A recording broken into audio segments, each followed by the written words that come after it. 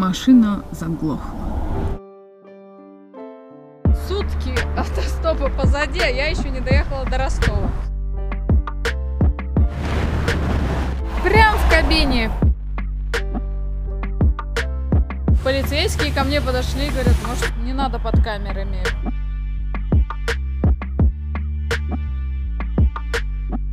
Я опять проспала рассвет. Объездили 50 стран, у них куча интересных историй. Даже уже лицо начало с этой стороны припухать.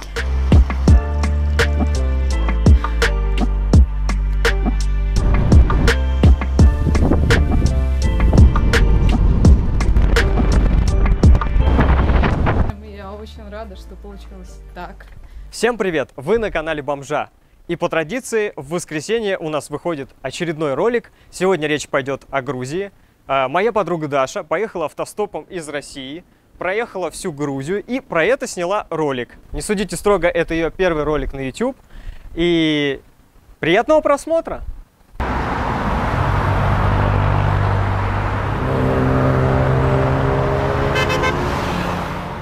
Камер нет.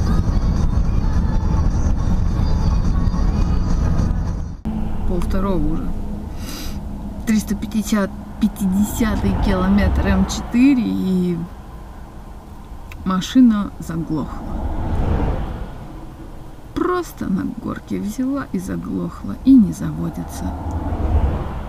Бегал у меня водитель, проверял все колеса, все, что-то лазил под капотом, ни хрена не помогло. Вызвал аварийных комиссаров. Мы на платном участке дороги. Вот приехали.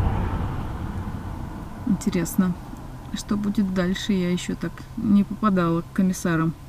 К 3:20 эвакуатор доставил нас в карман отдыха. Заглючил комп и не дает машине завестись. Так что я пошла в кусты ставить палатку. Сказала, что если заведется, позовет меня. Но я собираюсь спать до утра со спокойной душой. Я наконец-то выехала из Москвы. Сутки автостопа позади, а я еще не доехала до Ростова. На самом деле со мной такое в первый раз. Обычно, если утром выйдешь на трассу, к ночи уже в Ростове точно. Сейчас только 6:30 вечера. Можно еще гнать и гнать. До часу ночи точно. Вот как дальнобойщики делают кофе. Вот такая вот простая плиточка газовая, можно сказать, туристическая. Прям в кабине турка, водичка и кофеек.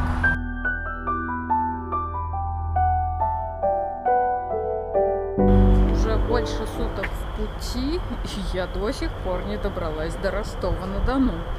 В целом осталось, конечно, уже километров, наверное, 75-80. Мы уже в шахтах.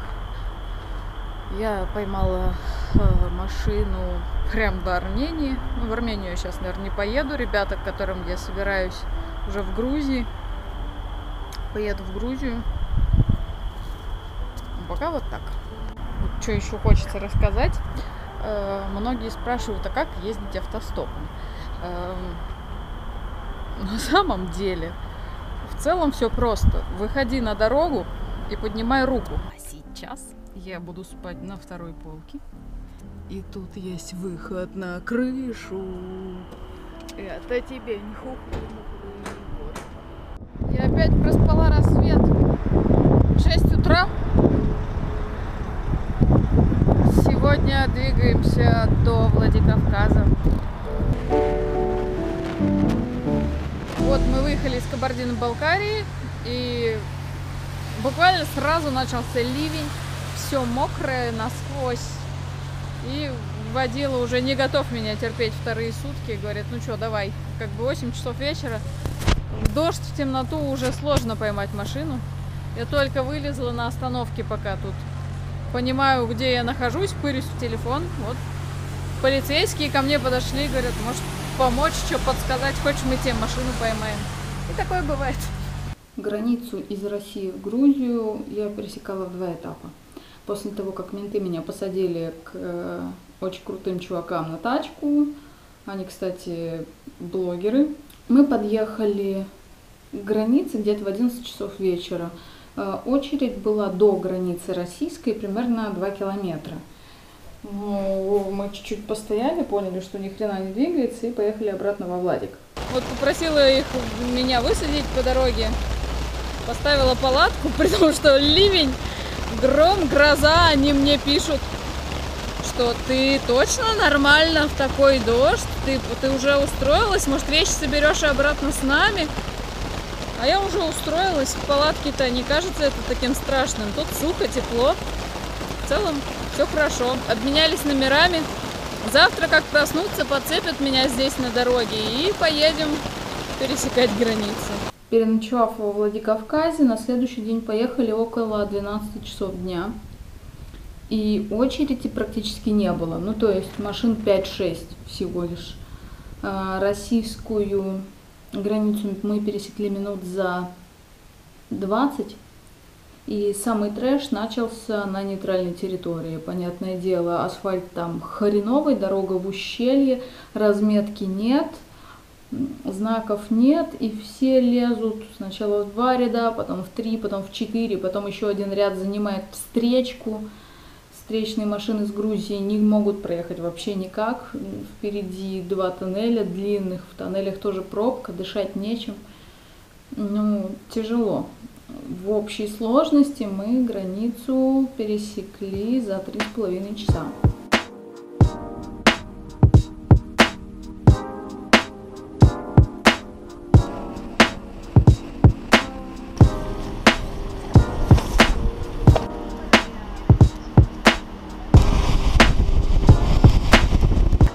А это выход минеральной воды.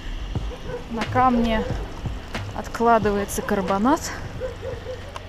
Он совсем не скользкий, по нему можно идти. Вот я даже босичком. А наверху можно набрать воды. Она очень вкусная, газированная и полезная.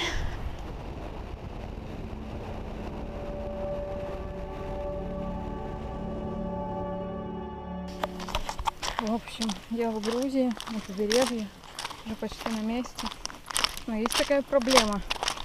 Вчера утром у меня начала пухать десна, очень сильно болеть зуб. Я рассасывала обезболивающие, полоскала фурацилином. Короче, это не очень помогает. У меня даже уже лицо начало с этой стороны припухать. В общем, я даю себе 3 дня на то, чтобы выздороветь. А точнее, 1 день сегодняшний. Если легче не станет, завтра начну пить антибиотики. Если в течение 2 дней приема антибиотиков мне не станет легче, я разворачиваюсь и еду обратно в Россию.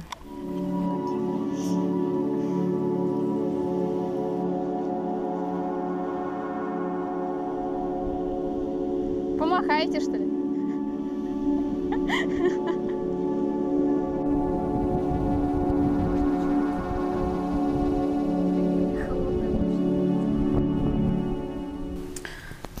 Что ж, мной принято окончательное решение ехать в Россию. Пока еще на меня действуют таблетки, я чувствую себя хорошо. Я доеду до Владикавказа, оттуда придется ехать поездом в Москву, ну, чтобы быстрее, чтобы не напрягаться, чтобы быть в прохладе и не было никакого заражения, потому что так идет сильный воспалительный процесс. Зуб придется дергать, к сожалению. Ну, что делать? В целом, насколько я узнала, даже здесь выдернуть зуб стоит не так дорого. Выдернуть зуб стоит $50, а зуб мудрости 100. Вот сейчас вернулась в Кабулете, вписалась у знакомого знакомых, представитель русской диаспоры, который развивает свой бизнес, доставка китайской еды. Вообще классный чувак и готов поддержать в любой трудной ситуации, что очень здорово. Завтра поеду во Владикавказ.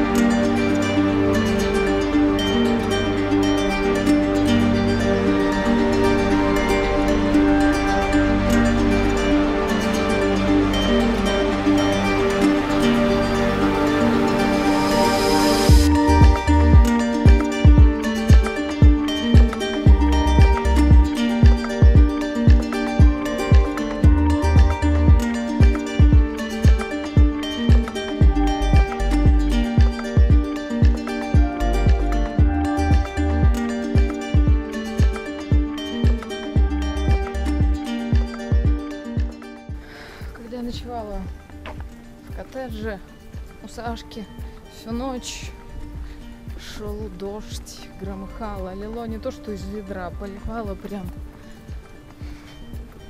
как надо. Если бы я стояла в палатке, я бы, наверное, утонула. Спалось хреново, болел зуб. Я всю ночь лежала и просто умоляла Вселенную. Думаю, лишь бы утром не было дождя. И я сразу поймала машину ровненько до Владикавказа. Собственно, все так и получилось. Сразу поймала машину во Владик. И к вечеру была уже здесь. Ночевала я в хостеле. А сейчас рассвет. И я иду на поезд. Все, это путешествие закончилось. Хоть и было оно коротким, но было очень насыщенным. И я очень рада, что получилось так. Так что до новых, наверное, встреч. И пока. Ребята, спасибо за активность под роликами, это реально круто. Вы пишете, вы комментируете, это реально прям очень радует то, что сейчас происходит. Сейчас на канале 160 с лишним подписчиков, и это большое количество для меня. Но давайте соберемся вместе и побьем отметку в 200. Не забывайте писать в комментариях, зашел ли вам подобный формат, понравилось ли вам видео. С вами был Бомж. Увидимся через неделю.